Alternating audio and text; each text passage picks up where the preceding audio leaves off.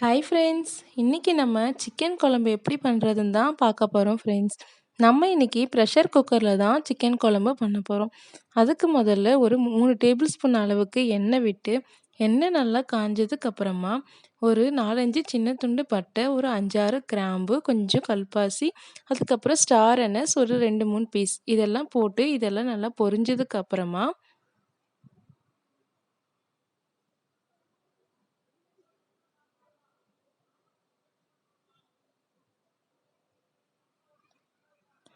இது பொரிஞ்சதுக்கு அப்புறமா ஒரு கொத்து கருவேப்பிலை, ஒரு 4, 5 பெரிய வெங்காயத்த சின்ன சின்னதா நறுக்கி வச்சிருக்கோம். அத இப்போ இது கூட ஆட் பண்ணிக்கிறோம்.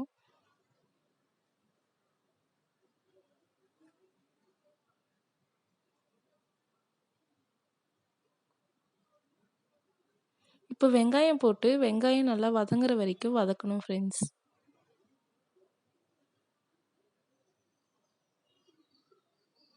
இப்போ வெங்காயம் ஒரு பாதி அளவுக்கு வதங்கிடுச்சு.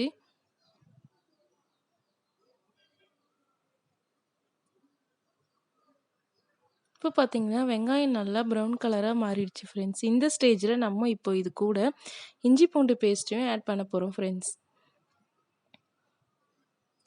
நாங்கள் இன்னைக்கு 3/4 கிலோ அளவுக்கு சிக்கன் எடுத்திருக்கோம். அதனால் அதுக்கு வந்து ஒரு 2 டேபிள் ஸ்பூன் அளவுக்கு இஞ்சி பூண்டு பேஸ்ட்டு ஆட் பண்ணியிருக்கேன் ஃப்ரெண்ட்ஸ்.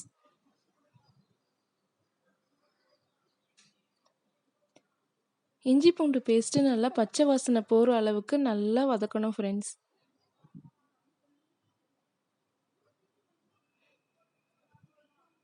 இப்போ இது நல்லா பச்சை வாசனை போய் வதங்கினதுக்கு அப்புறமா நான் இன்னைக்கு ஒரு 4 மீடியம் சைஸ் தக்காளி எடுத்து கட் பண்ணி வச்சுருக்கேன். அதை வந்து இது கூட ஆட் பண்ணிக்கிறேன். தக்காளி போட்டு தக்காளி நல்லா மேஷ் ஆகி வர வரைக்கும் நல்லா கலரணும். இப்போ வந்து நான் இதில் ஒரு கைப்பிடி அளவுக்கு உப்பு சேர்த்துக்கிறேன் ஃப்ரெண்ட்ஸ். உப்பு போட்டு நல்லா குழைய நல்லா வதக்கிட்டு அதுக்கப்புறமா நான் இப்போ வந்து இதில் ஒரு வீட்டு குழம்பு மிளகாத்தூள் இருக்குல்ல, நான் வீட்டில் அரைச்ச மிளகாத்தூள் அது வந்து ஒரு 3 டேபிள் ஸ்பூன் அளவுக்கு சேர்த்துக்கிறேன். நீங்கள் உங்கள் காரத்துக்கு தகுந்தாப்போல் சேர்த்துக்கலாம். அதுக்கப்புறமா ஒரு 1½ ஸ்பூன் அளவுக்கு மஞ்சள் தூள். நான் இந்த சின்ன ஸ்பூன் அளவில் தான் சேர்த்துருக்கேன், 1½ ஸ்பூன். அதுக்கப்புறமா ஒரு 2 ஸ்பூன் சிக்கன் மசாலா, அப்புறம் 1 ஸ்பூன் அளவுக்கு கரம் மசாலா இதெல்லாம் ஆட் பண்ணிவிட்டு இந்த மசாலாவோட பச்சை வாசனை போகிற வரைக்கும் நல்லா கலந்து விட்டுடணும் ஃப்ரெண்ட்ஸ். இப்போ மசாலாலாம் போட்டதுக்கப்புறமா கொஞ்சம் அடி பிடிக்க ஆரம்பிக்கும். அடி பிடிக்காமல் இருக்கிறதுக்காக கொஞ்சம் அடிக்கடிக்கு கைவிடாமல் கிளறிக்கிட்டே இருக்கணும். இப்போது மசாலாலேருந்து ஓரளவுக்கு எண்ணெய் பிரிஞ்சு வந்து அதோட பச்சை ஸ்மெல் போனதுக்கப்புறமா நம்ம இன்னைக்கு 3/4 கிலோ அளவுக்கு சிக்கன் எடுத்திருக்கோம்ல, அதை வந்து நல்லா வாஷ் பண்ணியிருக்கேன். 2 டைம் நான் வாஷ் பண்ணிவிட்டு எடுத்து வச்சுருக்கேன். அதை வந்து இப்போ இது கூட ஆட் பண்ணுறோம்.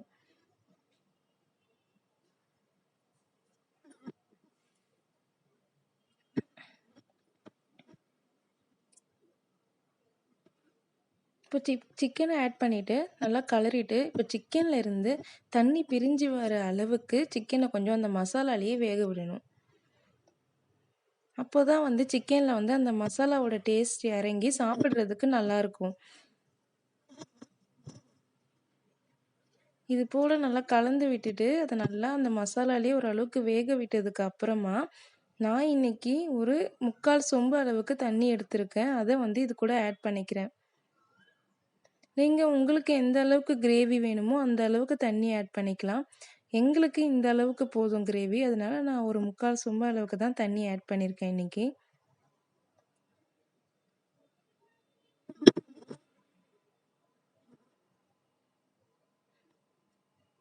இப்போ இது ஓரளவுக்கு கொதிக்கிற ஸ்டேஜ் வந்ததுக்கப்புறமா நான் கொஞ்சம் கொத்தமல்லி கட் பண்ணி வச்சுருக்கேன். அதை வந்து இது கூட ஆட் பண்ணிவிட்டு குழம்ப நல்லா மிக்ஸ் பண்ணி விட்டு லிட்டை க்ளோஸ் பண்ணுற போகிறோம்.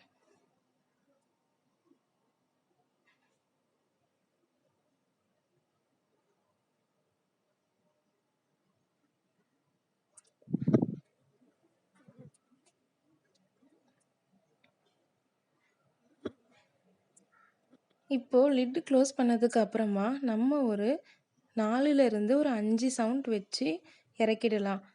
4லேருந்து 5 சவுண்ட் வைக்கும்போது தான் சிக்கன் வந்து நல்லா வெந்து வரும்.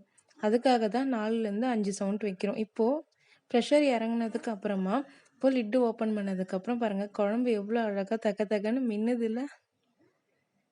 பார்க்கும்போதே சாப்பிடணும் போல இருக்குல்ல.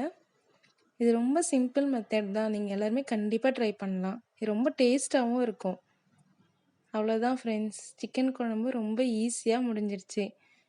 நம்மளோட இந்த வீடியோ பிடிச்சிருந்தா லைக் பண்ணுங்கள், உங்கள் ஃப்ரெண்ட்ஸ்க்கும் ஷேர் பண்ணுங்கள். மறக்காமல் நம்ம சேனலை சப்ஸ்கிரைப் பண்ணுங்கள் ஃப்ரெண்ட்ஸ். Thank you friends.